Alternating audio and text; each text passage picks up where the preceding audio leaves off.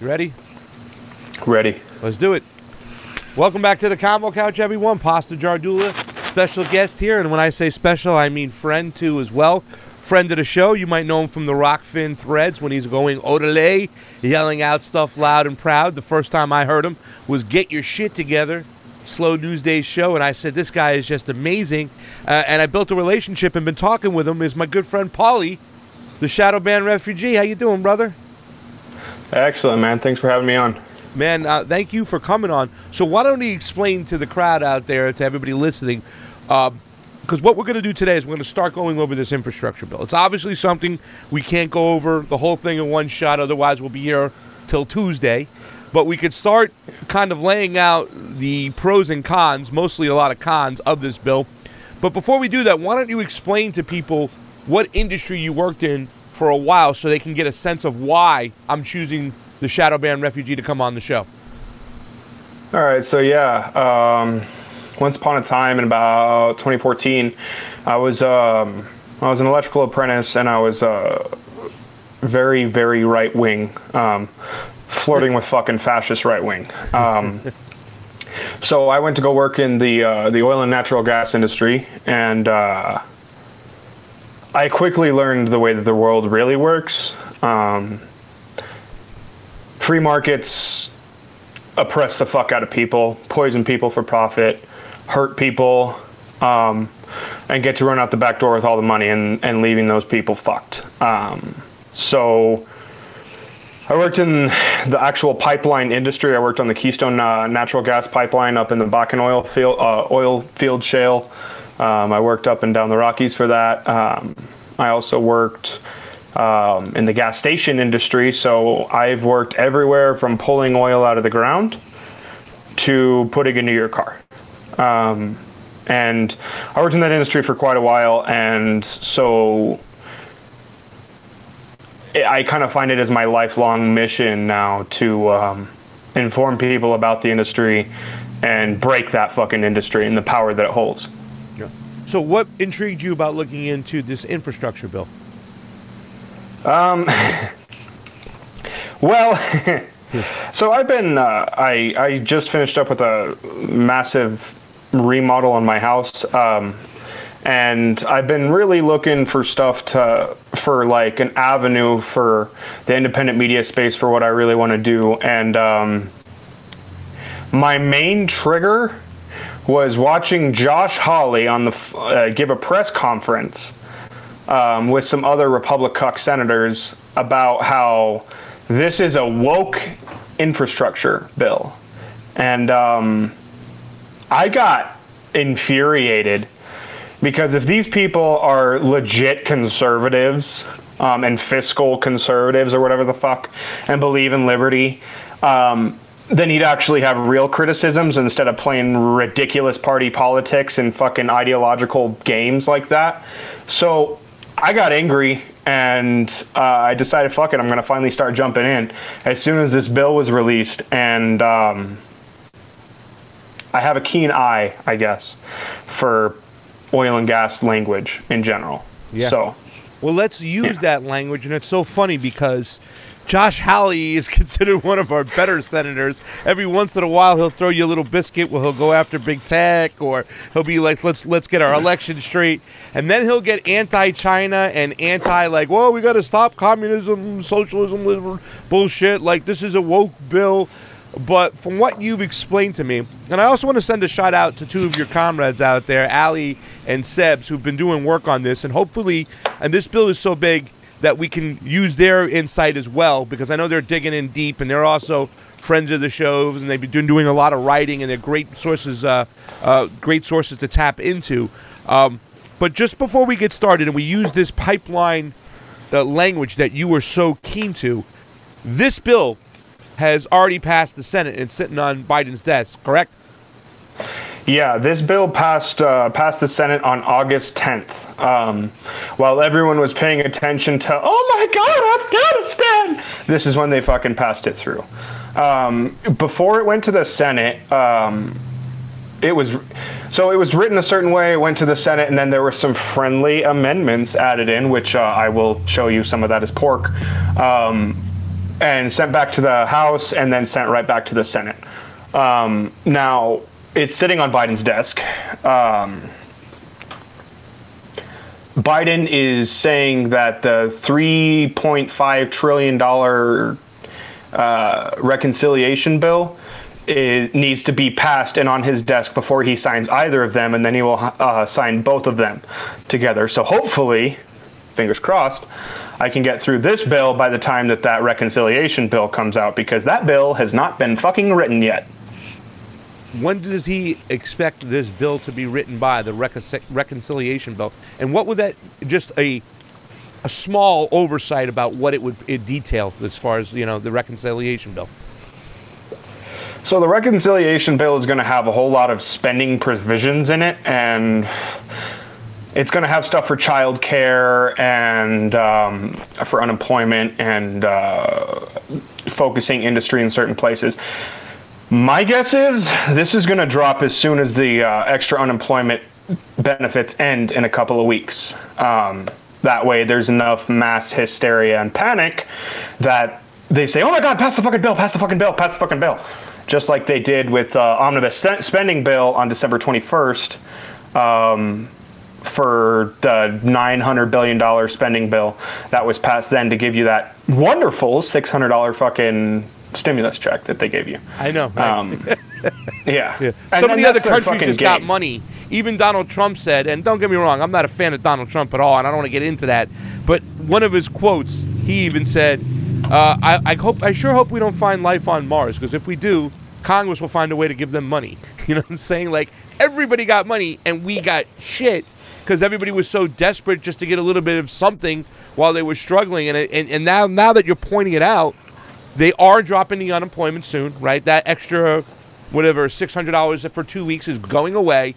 And, you know, they're going to use the whole hysteria of people to try to get some little funds into their pocket to go and get all this pork behind it passed through, because people don't read these bills like you're doing right now. And I just want you to tell our audience how many pages this bill is, by the way.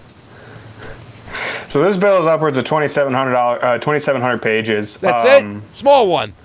It's a small one in comparison to the omnibus spending bill, which was 6,800 fucking pages. And Congress had 2 hours to read the motherfucker before voting on it.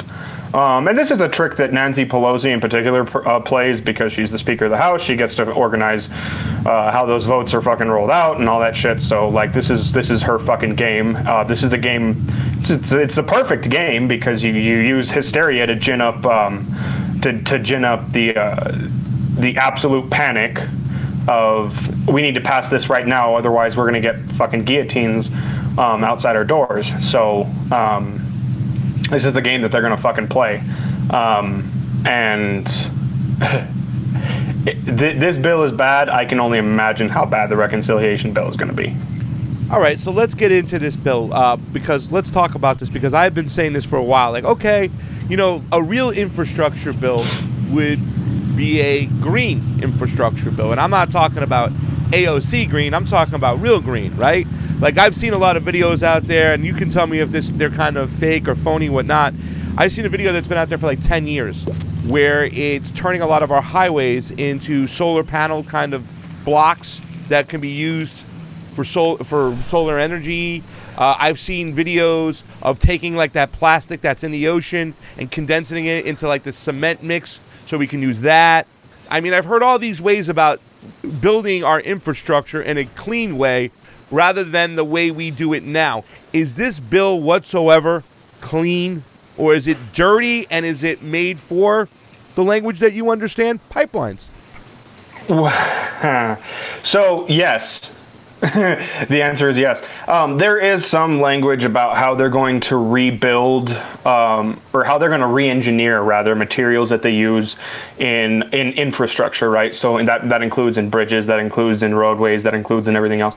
A key word that they use is resiliency, right? They want to recreate or re-engineer, rather, new materials that they can use to pave roads and do sidewalks and do bridges and levees and dams and things of that sort, so that they don't have to keep going back through and doing it.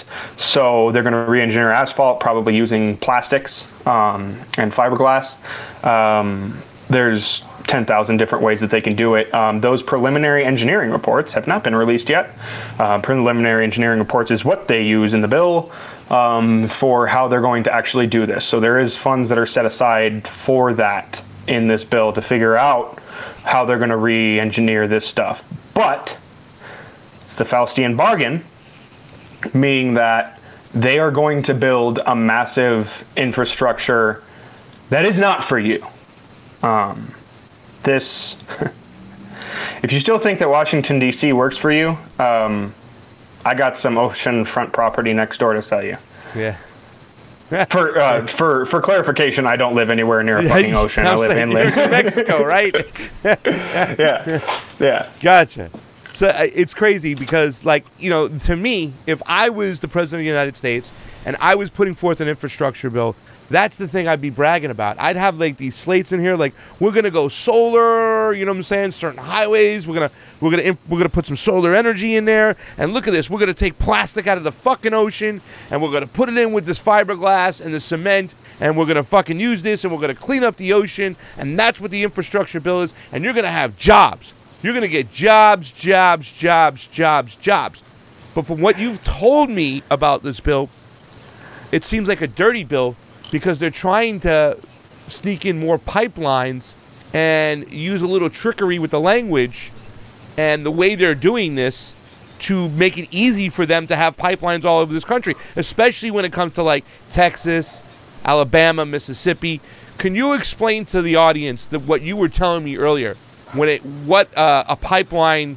pipelines, how they're hard to be built when they're built on private property, because what they have to do versus if it's a federal highway and the right-of-way. Give us a little insight, because when you told me that shit, it just blew my mind.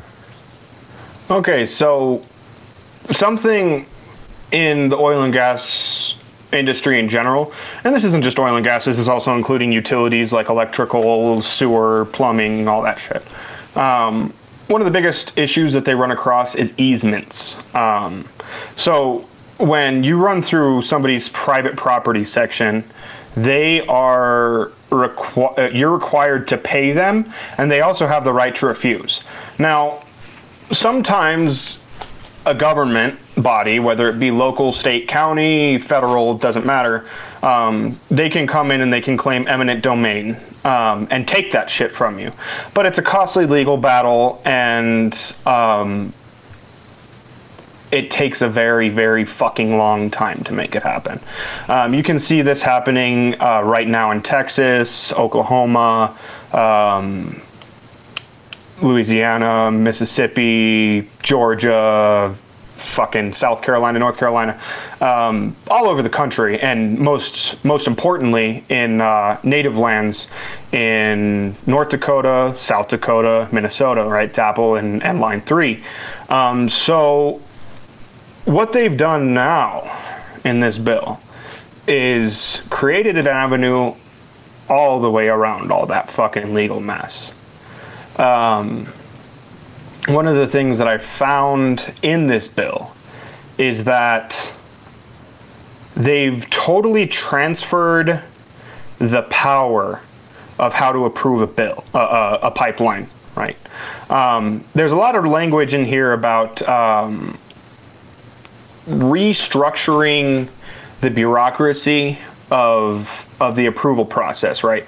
So as in this bill, the National Environmental Protection Agency Act has now been amended.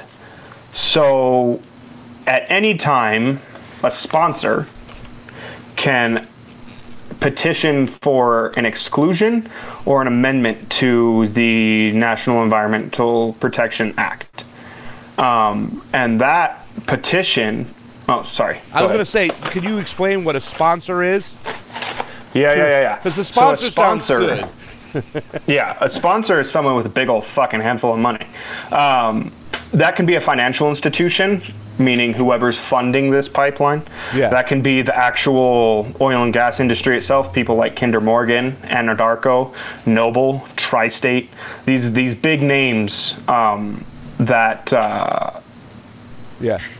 already run the pipeline industry.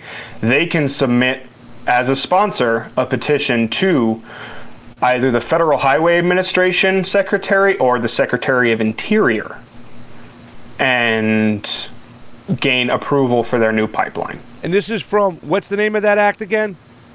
The Environmental Protection Agency Act? The National Environmental Protection Act of 1969. And what does that... Or 1970. Briefly, what is that act, what was it intended to do? It was intended to protect our water supply, our land. Yeah. That bill was intended to protect us from the American people from pollution and more pollution and seizure of fucking natural lands and your natural resources by private companies. So basically. This bill right here, and I want to remind our audience, I don't know if I told this is only the first 500 pages because, like we said, we're going to break it down bit by bit.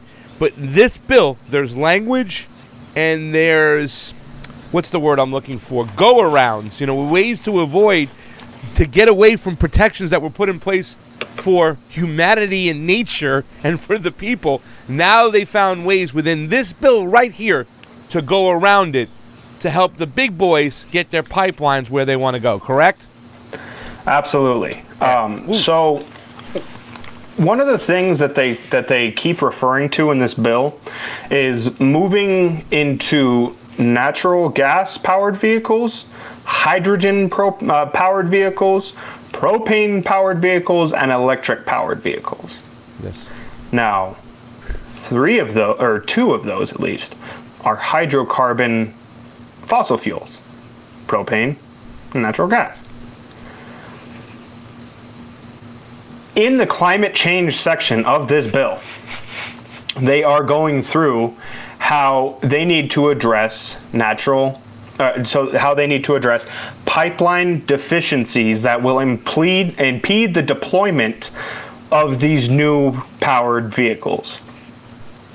And they have to fucking make sure that the pipelines are there to fuel these new powered vehicles. Okay, wait, I got to stop you because I'm thinking when Rand Paul was on the floor of when he was trying to end the Afghan war, he goes, "We built a natural gas fueling station, and yet there are 0 cars in Afghanistan that run on natural gas." And natural gas is one of those things, right, that sound nice, but it's still a fossil fuel, right? It still requires burning fossil fuels to get it, correct? Or to make it, or how's it made? Natural gas sounds great because it supposedly reduces emissions. Which, if you cook the books well enough, then you can fucking do that. Because, like, if you have a natural gas-powered fucking bus in the city, which we have some in Albuquerque, they're trash. But they do emit less emissions. That does not account for, however, the refining of the natural gas, does not account for what it does to the environment through fracking, which you need to carry out in order to pull the gas out of the fucking ground in the fucking first place. Yeah. And I want everybody to see that orange helmet behind him, so we got a guy who knows what he's talking about when it comes to natural fucking gas. So, to extract natural gas, it's dirty, right? You have to frack. It could fuck up our water supply, which is the worst thing. Which, when people go, Pasta, you refer to yourself as a leftist libertarian. Why do you consider yourself to be a leftist libertarian? I said, because if I became president, day one, fracking's done. Banning it. Gone. Not happening. We're going to figure something else out. I'm not fucking with our water supply. But natural gas requires that. And here's the kicker, though. You said you got a couple buses in Albuquerque that run on natural gas. Realistically, how many cars and buses or vehicles in the United States run on natural gas? Not so many right now. Not so many right now. However, if they're able to price you out of having a gasoline vehicle through taxation, you're going to need to get a natural gas vehicle or an electric vehicle or a propane vehicle or one of those new hydrogen vehicles I haven't found it yet, but I'd really like to see who holds the patents on all those powered vehicles. There seems like something really sinister coming down the pipeline in this bill, right? I mean, if they do change the whole industry, then who's holding the fucking patents? Like you said, who's going to profit off this? Who's going to make money? You know, it almost feels like they're running out of crude oil. They're, you know, drilling the fucking hell out of this planet, and now they got to go to another form of dirty energy, right? And then shift everybody into start buying other fucking products in which they make the money off of. But you did say something there that's interesting, and I don't want to jump too far because you were talking about the natural gas pipelines, right? So I want you to talk a little bit more about that, because it's not just about making sure Americans get natural gas once we get the car. Aren't there other countries that use natural gas that we export to, and maybe that might be incentive for the big boys to have these pipelines? Yes. So, as it stands now, America still has a net import to export ratio of fossil fuels and hydrocarbons in general. We import a lot of what's called sweet crude, and we export a shit ton of natural gas. Now, how you do that is you pump natural gas down a pipeline, and through that pipeline, you end up at a natural gas compression station, which will end up liquefying it, right? So you super compress it, and then you freeze it, and that allows you to pump more into a smaller space.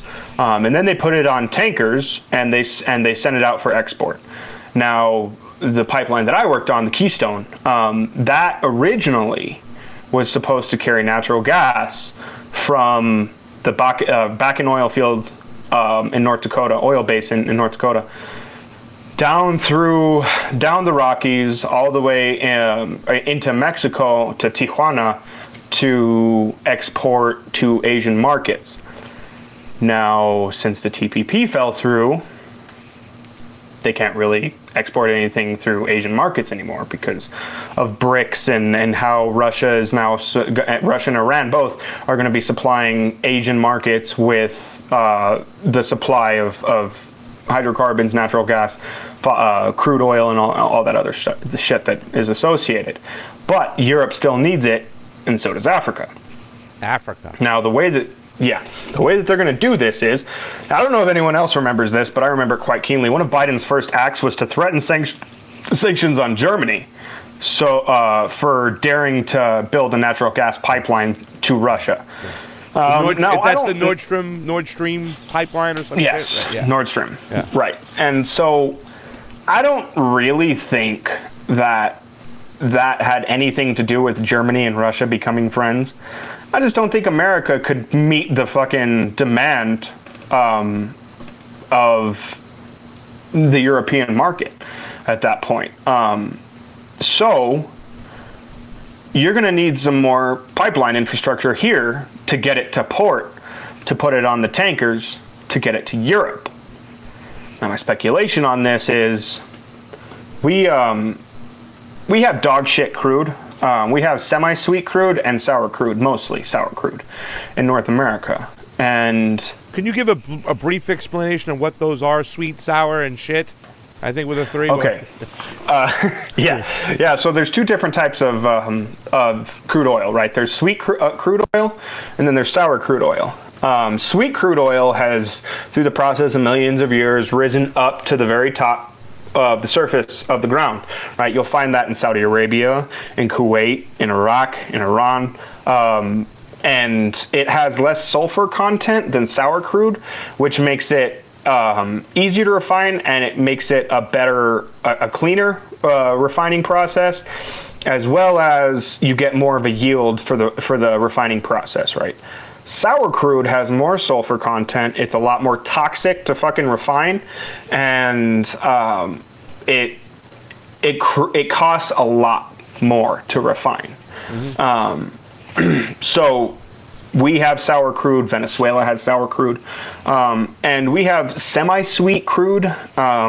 I won't call it sweet crude. They'll say it's sweet crude, but it's not. It's semi-sweet, and that comes from the Permian Oil Basin in West Texas and the Bakken Oil Shale Field in North Dakota. Most of that's actually sour crude, so they play some fucking games with that. But bottom line is, you can't refine sour crude in the continental U.S. It's too fucking toxic. We have regulations that don't let you fucking do that. You can mix it with a sweet crude. I'm not sure what the parts mix is, but you can't fucking really do it here. It's too toxic. So where do they do it then? Well, the Koch brothers still have at least one refinery in Venezuela that refines only sour crude. And then there's a couple of refineries left in the United States that are grandfathered in, and I think they're both in Houston. Which is where Colonial Pipeline gets its feed from, right? Our friends. Yes. And so my speculation here is that in order to supply the African market and the European market and have enough supply to meet that demand, they'll end up exporting natural gas to Europe and exporting this dog shit sour crude and tar sands that is coming from Canada to Africa, which will also further solidify Europe on top, Africa on bottom, meaning that you can probably sanction these developing countries for their carbon footprint using sour crude and refining old gasoline technology and shit like that, while Europe is able to be considered more environmentally friendly with their natural gas. Because the biggest importers of natural gas on this planet are like Italy, UK, France, Japan, China, and India. They're in there, but those are going to be mostly supplied by Russia at this point, Russia and Iran. I don't want to get off topic here, Shadow Man, but I want you to give me your honest answer from a guy who's worked in this industry. You're the first guy I ever met that's talked the words sweet crude and sour crude, so I think you're the guy that will probably give us the best answer here. If we were to stop or at least cut down this consumption and extracting of sweet, sour, natural crudes, could we switch to solar, wind, current? Is there other ways that we can tap into energy? Because I know the social justice warrior fans that I have over here will be like, well, what can we do? What's the solution? And you hear so many people go, oh, we don't have enough to really the solar panel, the solar thing, game's not working. Donald Trump says the wind one's killing the bald eagles. You know what I'm saying? And then we got currents that I see nobody ever taps into. And the sun, the currents, and the wind ain't going to stop. But what could we realistically do before we get to the path and how they are able to get away with making these pipelines? Tell us what we could do, Shadow, in your opinion. Okay. So, solar as it exists now cannot produce the same. It cannot replace fossil fuels. Same thing with wind. Those things in conjunction, they cannot replace. The leading solar technology people are Germany. They grow their own crystals, which is what refracts the photovoltaic energy through onto a conductive circuit board, and I can go into all kinds of technicals about that. Whatever. But it costs more to produce solar and wind than it does to pull, or than the yield that you get for kilowatts through solar and wind. It's not to say that we don't have an avenue forward. Geothermal, I would say, is probably the very best shot that we got, as well as tidal, because the tides don't fucking stop. Yeah. And I think that geothermal and tidal are a hell of a way forward, as well as using the magnetism of the Earth's core in conjunction with the ionosphere and the negatively charged aspect of it, blah, blah, blah, blah, blah. Basically, I'm saying Tesla reactors, bring them back. Fully research Tesla's experiments. The alien that graced us with his presence 100 fucking years ago. Yeah. That now everybody goes, Elon Musk. Fuck Elon Musk, man. Asshole. That guy is an evil son of a bitch. That guy is fucking Satan. So, we do have other ways forward, though, as far as maybe getting other energies. In other words, at least we could probably cut down the consumptions and the drilling and stuff if we tapped into other avenues forward. Maybe you'd give like as an energy guy, you'd give a somewhat thumbs up, but there are challenges, is what you're saying? Yeah. I'm not saying that, like, I'm not saying you can't use solar or wind or whatever. I'd say focus more R&D into it and use it in conjunction with tidal and geothermal. Geothermal being like, yo, we got fucking volcanoes all over, right? That's what I'm saying. Why don't I fucking use those? Yeah. Because you can produce electricity through heat. Yeah. You can do it through chemical reaction, you can do it through heat, or you can do it through magnetism. There's 3 different ways. Chemical reaction is the nuclear route. I do not, in any fucking respect, endorse nuclear technology. Yeah. Period. Gotcha.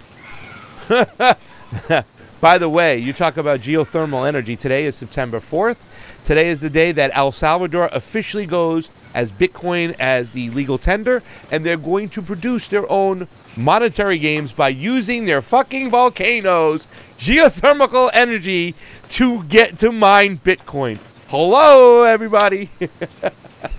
Hello. And also in that, as China has shut down their mining operations, vast majority of it is moving to Texas. Now, if we look into Texas, most of that is Permian natural gas and oil. So we have shit sources of energy. Natural gas sounds nice, but the extraction process and the fracking, really awful.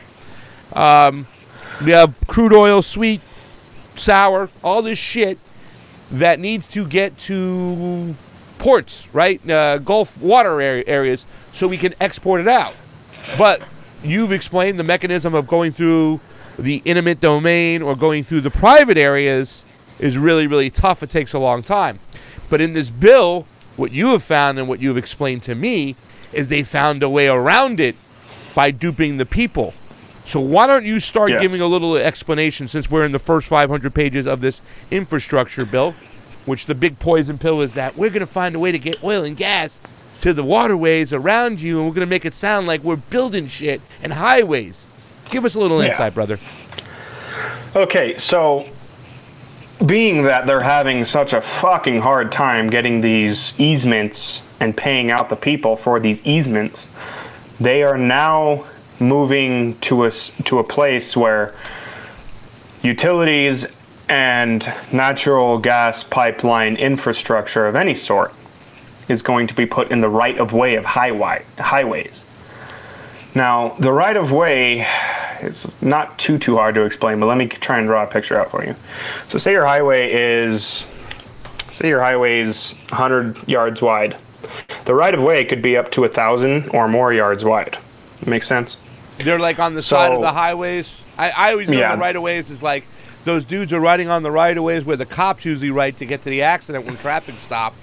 You'll see somebody sneak on those. Those are the right-of-ways, right?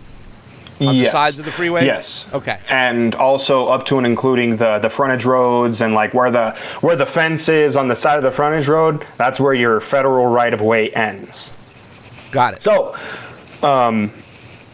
now, to get away from all the easements and all the private blah, blah, blah, and the contracts and how hard it is to actually make that happen, they're just going to put these pipelines directly in that federal right-of-way, which in a sense is federally funding private pipeline infrastructure. Say that again. In a sense, this public-private partnership is happening by putting privately profitable pipeline infrastructure through federally funded land. Yep. Meaning you, the taxpayer, are going to pay for it. So how are they going to, what are they going to do? They're going to build these freeways, you said, that are federal freeways, right? And it's just a mechanism for them to get their pipelines down to the waterways where they can export this out, right? Yes. Can you give some examples to us in the bill, or you want to talk about something first? Yeah, I can actually give you plenty of examples. One of the main things that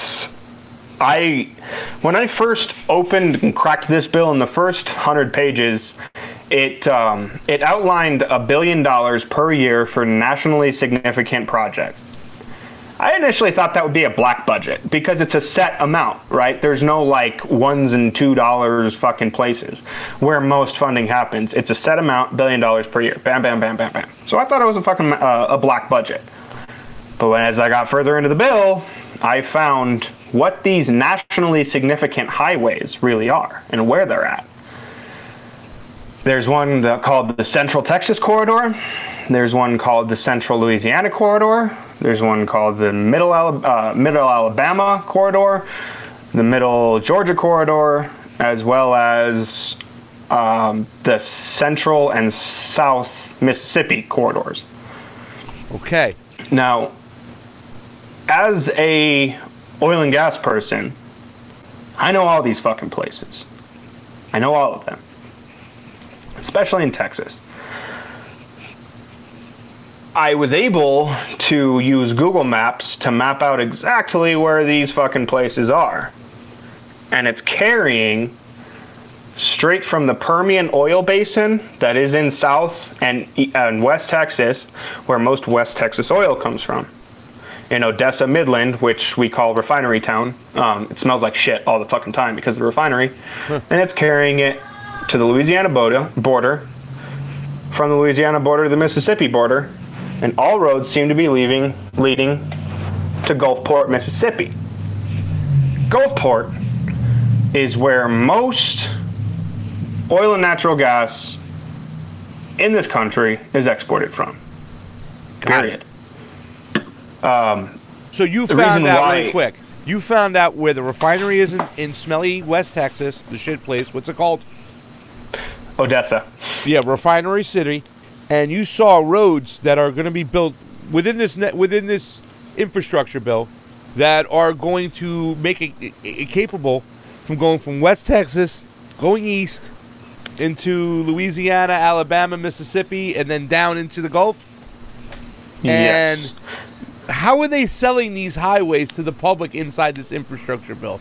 I mean, how are they? Hey, we're going to build a national road from here to here. They just call them the nationally significant highways. Significant. Nationally significant. Has anybody had a press conference that had to talk about this and like, oh, this highway is going to be it's significant because it's going to connect these two highways and we're going to have commerce and traffic go through these areas? Are they just really just quietly like, shh, I'm hunting wabbits. Let's be quiet. I'm hunting wabbits. Tell you what.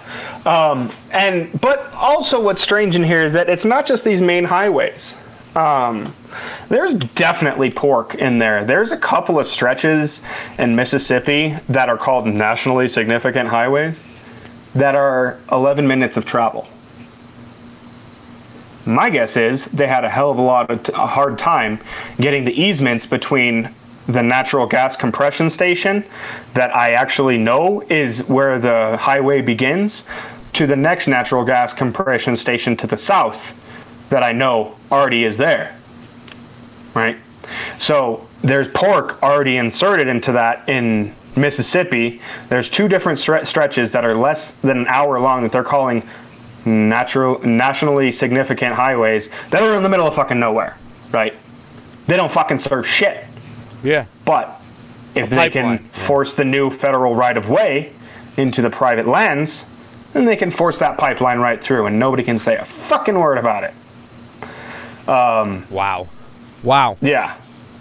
So inside the first 500 pages of this infrastructure bill, they've found a way to go around that 1969 Environmental Protection bill, allowing sponsors, which are the big boys holding all the money and the guns and people who are involved with these pipelines, to petition to get away with it. And then they're going to build these significant highways in which they're now going to allow what you called the private pipelines with funded federal dollars, which is your dollars, to go on the right-of-ways of these highways to take oil. Is that sour oil or crude? Is it sweet or sweet and sour, or is it barbecue or honey mustard, or which one is it? Or to get from West Texas to the Gulf? It's going to be sour. It's going to be sweet. It's going to be semi-sweet, and it's also going to be natural gas, right? Yeah. Most of the sweet coming in is coming from Saudi Arabia and Iraq, guarantee it. And that comes in at Gulfport and is sent to our refineries and mixed with whatever semi-sweet and sour crude that we have to refine from that point. It's also going to be taking sour and semi-sweet from Permian and also the Appalachian Basin, which Colonial runs through, all over Oklahoma and stuff like that, and places like that, I should say. And it's going to be carrying it to Gulfport for export, natural gas most especially, because that's going to be condensed and frozen, right? Yes. Condensed and frozen. Yes. Where does the majority of the natural gas come from in the States? So, natural gas is all over the fucking states, but a lot of it comes from North Dakota, West Texas, Pennsylvania, Kentucky, North Carolina, and there's a shit ton in California as well, and Colorado, Weld County, Colorado. Up and down the Rockies, natural gas is all over the fucking place. It's all over the fucking place, but there's a whole lot of it in Mississippi as well. Okay. But the challenge is how to connect all of these gas fields into one central pipeline that can export. There's a lot of fucking funds that you need to allocate, and there's a lot of fucking legal battles, and there's a lot of right-of-way, and there's a lot of eminent domain. So let's just go ahead and circumvent that. We'll ask the Secretary of Interior to approve these pipelines, which now they can do. I mean, let me fucking put that in very clear terms. The Secretary of the Interior is now the pipeline czar. They can approve any pipeline anywhere, and the states don't have a fucking say in it. Is there somewhere specific in that bill that a certain page where they can look at that? Just so I'll cut it up and put it in. I think that is so important, and I'm glad that you named that person the pipeline czar, so people can get an idea of what's going on. Because it seems with all these protests, we had Standing Rock, that really just kind of blew up, and a lot of people started matriculating to that area to go fight for indigenous people's rights and their waters and their lands. And now we have Line 3, and people are kind of getting into Line 3 right now, right? So you have a lot of people who are, especially the younger generation, very conscious of what's going on with these pipelines. It seems to me that this infrastructure bill, it's in the first 500 pages that you went through, and I'm so glad we're going over this with the Shadow Banned Refugee who knows this shit, is explaining this shit. It seems like this is just a mechanism for them to get around the hurdles to make it very easier for the corporations, for big gas, for big oil, which now in a sense is like merging with the state, right, when it comes to oil and energy here. And I've always said true fascism is when corporations merge with the state. Well, they've already done that big tech-wise, military-industrial complex, big pharma, as we go through this whole fucking COVID situation. And we already knew the power that they had when it comes to oil and energy, but now they're solidifying their tactics in this infrastructure bill so they can pipeline the fuck out of this country. Absolutely. So right around page 274 is when they talk about the National Environment Protection Act. They start to amend it at page 277. Yes. Right around page 284, they basically say that the state assumes all financial responsibility for environmental impact studies, and if something goes wrong, it's all the fault of the state. However, it's the federal government that gets to decide if they can put it through or not, and it's the federal government that receives the petition from the sponsor. Yeah. I'm going to put those up real quick. 274, 277, and 284. That is great work there, Shadow Banned, to put this out, because this is fucking very important right here. Do you have anything to say before I ask you how we're going to fund this and we can get into the fun part of the language on There's always that question, Shadow, right? Hey, Paulie, who's going to pay for this? How are we going to pay for this, Paulie? How are we going to pay for it? So, being that these are now considered federal highways, they're going to pull from the National Highway Trust Fund. Okay. What is that? The National Highway Trust Fund was originally set out by Eisenhower in '56 to pay for the national highway system, the interstate system that the Eisenhower administration built. It is funded solely by taxes at the pump. This is not taxing the rich. This is taxing everyone who fucking puts gasoline or diesel into their fucking car. Yes. This is taxes in dollars per gallon you pump. But wait a second. You're telling me instead of, since we're making it so easy for all these big oil and gas companies to now get their product out to export, we're not going to take a big chunk of change from them and they're going to pay for it? Instead, it's going to come out of our pockets, which is the National Highway Trust Fund, which is pretty much, it gets money from what we pay the everyday guy at the pump or everyday girl at the pump. Let me tell you something, Pastor. We gotta take from these billionaires, and we gotta make them pay their fair share of taxes. Yes. Yeah, it's all bullshit. They're gonna take it from you. They're gonna take it from anyone that fucking drives a vehicle. Did he vote yes on this infrastructure bill? He wrote it. Huh? He wrote it. Who? Bernie Sanders is the secretary, or is the chairman of the fucking budgetary of the Senate Budgetary Committee. So, Bernie Sanders, everyone's fucking god, had a hand in writing this. You are paying for everything these fucking natural gas giants and oil giants want to put through. You are. Thanks, Bernie. Is there any more things you can add to the way how it's funded other than that? Because I think you had some other things to talk about how the funding goes through the National Highway Trust Fund, correct? So, how they're going to price us out, you said, right? I've seen plenty of estimates. There's no actual set amount of how much they're going to be raising taxes on your per pump. There's estimates as high as 60 cents a gallon for taxes, which will actually raise the price probably in the ballpark of $1.70 or so, because taxes are just seen as like a percentage that they have to get around with their profit margin, which actually when they keep their profit margin the same, it actually was going to fucking raise the dollar amount. It's a fucking sleight of hand that budget people do all the fucking time. There is new ways that they're coming out with to fund this National Highway Trust Fund. Because if you're priced out of fucking driving gasoline, or now you're driving electric, or you're fucking using fucking whatever it is that you're doing, they're not going to be able to collect all that money off of fucking gas tax, right?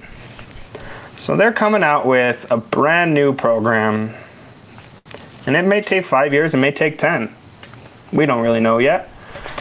They're coming out with a user-based fees initiative. Wait. We're not going to tax the rich here? No? Okay. Let me tell you something. These billionaires, they own our government. They come in with the lobbyists, and they gotta pay their fair share of taxes. Yeah, thanks, Bernie. Fuck off. I'm glad you do a great Bernie too. I usually do the Bernie on our show, but I'm letting you handle it today, baby. You're nailing it. So the American people are sick and tired of the billionaires owning their government. We need a political revolution in this country. Yeah, fucking guy. So right about page 429, they start talking about the report on emerging alternative fuel vehicles and infrastructure. Yes. I didn't know what the fuck that was all about. So I referred to my notes a little bit backwards, I'm like, what the fuck are they really talking about here? Because they're talking about hydrogen, natural gas, propane-powered vehicles. They're talking about the placement of new fueling stations.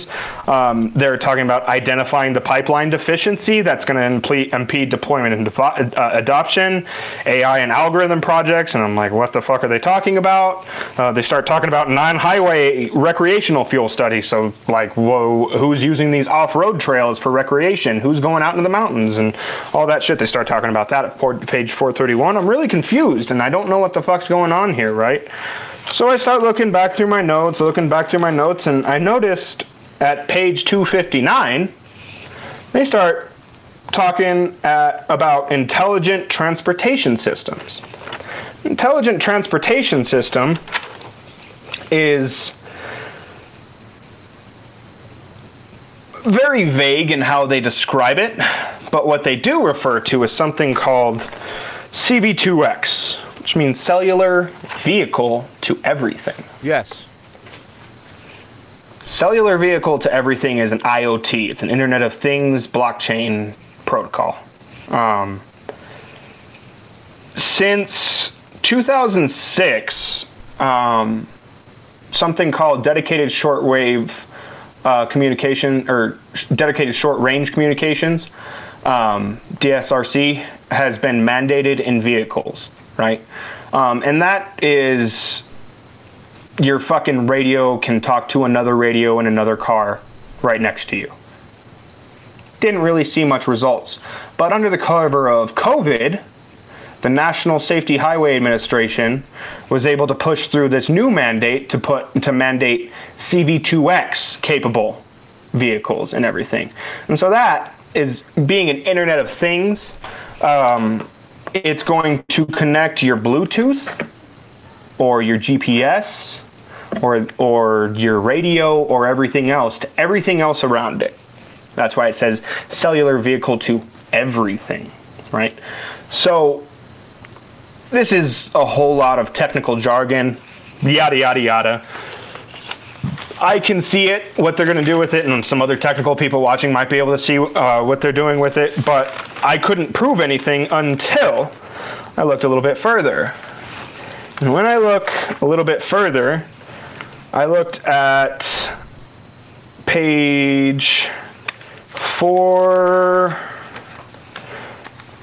Sorry, let me find it real quick. Page 4. Yada, yada, yada. Page 488. That's when they start talking about the report on total costs of highway use and maintenance. Now, what that tells me is they're compiling all the data for how much it takes to maintain highways in general, right? Yeah. So they're trying to figure out what types of vehicles use the highways and frequency of those vehicles, safety, emissions, and congestion, noise-related costs, blah, blah, yeah, fucking all that legal fucking bullshit. But what really fucking caught my eye here was that they say the proportionate share of the costs attributable to each class of highway users. Now, what the fuck does that actually mean? Well, couple pages later, they say this says that the recommendations of this report could include changes to existing revenue streams and new revenue streams based on user fees. So they start going into research, technology, and education and shit like that, right? Yeah, yeah.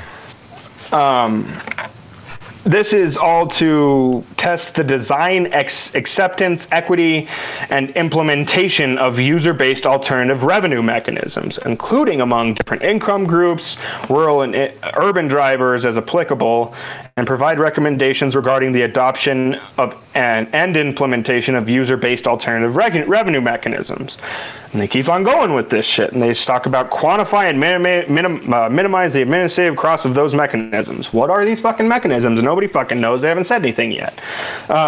This is, and then they start to really tell you why. They want to test a variety of solutions using independent and third-party vendors for the collection of data and fees. Here we go again with the public-private partnership, right? And it includes the security and reliability of those solutions and vendors, yada, yada, yada. So then they start talking about that they want to test these solutions to ensure privacy and security of data collected for the purposes of user-based revenue. What is, like, and they keep on referring to user-based revenue, right? Yeah. They want to conduct public education for the need of user-based revenue. So they're just going to propagandize the shit out of you. Oh, it's for climate change, fam. We fucking swear this is going to be great for climate change. They want to evaluate the ease of and compliance of enforcement of the implementation. Some more language about innovation, their favorite fucking buzzword for fucking how they privatize some shit. To consider potential for revenue collection along network of alternative fueling stations, and evaluate the impact on transportation revenue, personal mobility, driving patterns, congestion, transportation costs, freight movement and costs, yada, yada, yada. Then they finally tell you what the fuck they mean by the user-based fees initiative. At about 5:10, they start talking about the National Motor Vehicle Per Mile User Fee Pilot. Okay. You got to explain this here. This got a little bit confusing at one point. So you find this jargonish language over here that's kind of, you're trying to figure out what is what. And you keep reading and reading until you find out this over here, this National Motor Vehicle Mile User Fee Pilot. Now, how does that tie in? That's what you were first saying about, and I'm assuming this has something to do with 5G, maybe. I don't know.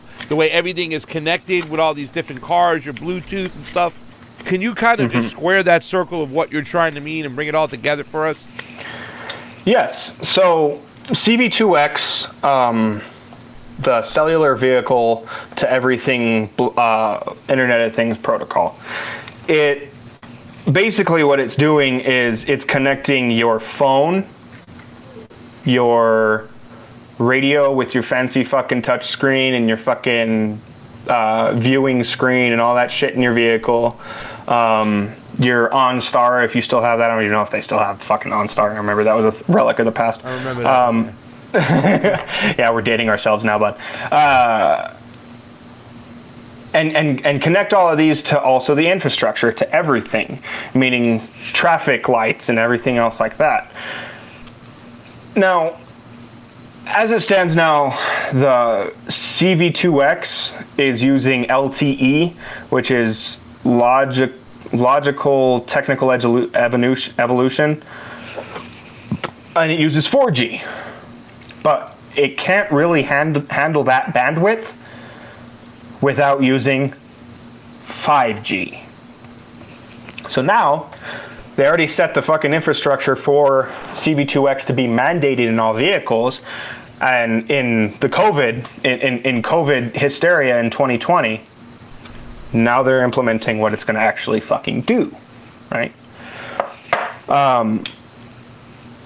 It doesn't matter if your phone is off in an airplane mode, because the radio in your car, the telemetrics data in your car, the GPS that was installed for when you finance your car is going to be able to bounce off of somebody else's radio, onto somebody else's radio, onto the traffic light signal, and into the grid. And it's going to be able to track absolutely everywhere you are, when you're there, how fast you're driving, if you're running red lights, if you're running stop signs, if you're following too closely, if you're slamming on your brakes too hard, if you're losing traction, if your RPMs spike too fast. It's all going to be trackable data now. For everybody. We're in the Matrix now. Yes, we're in the Matrix now, bud. And this doesn't fucking matter if you have everything in your fucking... This doesn't matter if you have your phone turned off and in airplane mode. It doesn't matter if you have your fucking radio turned off and it's in airplane mode. If you have a GPS in your car because you financed that car, you're on that grid. It's integrated into the ECM. And you said that also, too, as well, it's going to track how much you drive and how many miles, and they can tax you on that eventually, right? Is that what you're saying too as well? Is there something in that bill? So not just the fact that they got you wherever you're at now. You're in the fucking Matrix. There is no privacy. Even if you have everything off, they know where you are, know what you're doing, all those things. If you went through stop signs, all this yada, yada, yada. Financially, how does this play into play as far as us trying to use the roads too as well? Because everybody cares about the almighty fucking dollar on top of shit. So. Yes. Yeah. Yes. So at page 510, when they start talking about the National Motor Vehicle per Mile User Fee Pilot, they're going to get the data from third-party onboard diagnostics, smartphone apps, telemetric data collected by automakers, motor vehicle data from states that receive grants in the FAST Act, and motor vehicle data from fueling stations.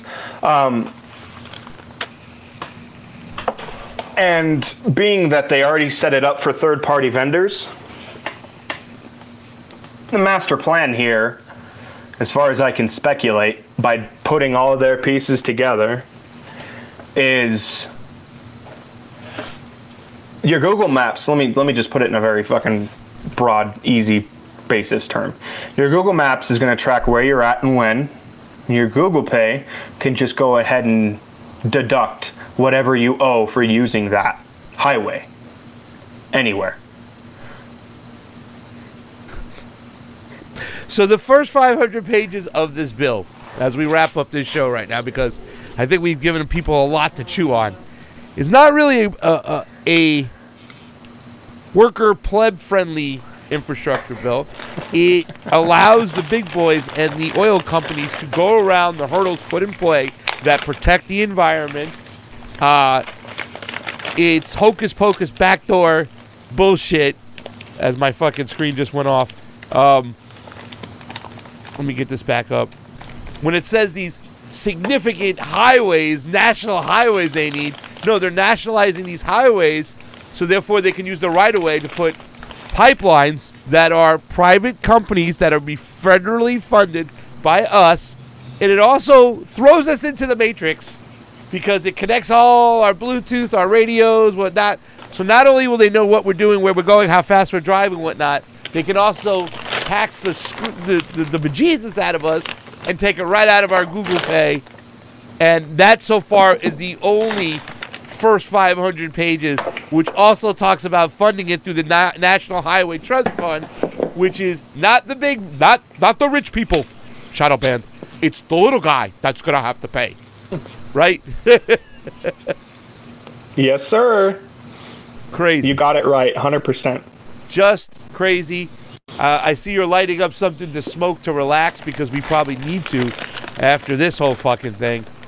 Shadow Banned, this is just the start of many to come, because we have many more pages to go through it. But I thank you for coming on today and breaking down the first 500 pages and giving us a little insight to what's going on. Where can people go find your work, and also your partners, Ali and Sebs, who are also doing some great work too as well? We hope to have them on to talk about this. I mean, you guys are crazy to sit up and read these things. People said I was crazy to sit and watch these hearings for 6-7 hours, like the one I watched from the CDC Advisory Committee. But there's so much information in these bills and in these hearings that if nobody's watching, if there's no guardians at the gate, we're fucked. But where can people go find more of your work to get into it? Okay, so in the near future, there will be a YouTube channel that's launched based solely on this. But for the time being, you can just find me on Discord. I'm on the Convo Couch Discord. I'm on Frank Analysis Discord. I'm on several Discords for the purpose of reaching out to people and collaborating with people. You can find Ali Alexandra's work on Substack, and you can find Seb Solomon's work on Medium. That's Solar Tsunami. They're also on Twitter. So Red Sea Cactus for Sebs, and Ali Alexandra _ fucking 20 fucking times or whatever the fuck for Ali. But they do great work on this. They did a wonderful fucking piece recently collaborating on just how bad the Medicare for All legislation is and how bad that fucks you. Yeah. Yeah. Which a lot of people are afraid to go into that. I have my friend who's been one of the guys on the front line when it comes to the COVID, the guy who wrote the complete guide to health.com, that's his website. He went over these bills, the Medicare for All bills, a long time ago, and he was sounding the alarm. You know what I'm saying? Because the idea of Medicare for All sounds great, but we got to be careful when we let, you know, these private entities just fucking run our healthcare system. Now it seems like they're going to be running our infrastructure. You know what I'm saying? It's like that you kept on talking about that third party, your relationship. And I think we said this before, brother. Real fascism is when the state merges with private corporations. And that's what we're seeing. That's what we're seeing in this bill. My man, I love you. I look forward to more of these. Maybe get on to the next couple hundred pages of the bill so everybody can come back and watch the Shadow Banned Refugee break it down some more, brother. Orale. It was fucking great being on, man. Many more to come, brother. You just keep on reading the information and you bring us the juice and we'll get it out there. We'll squeeze it out there nicely. For Pasta Jardula and my boy Paulie, the Shadow Banned Refugee, Convo out, everybody. We'll see you soon.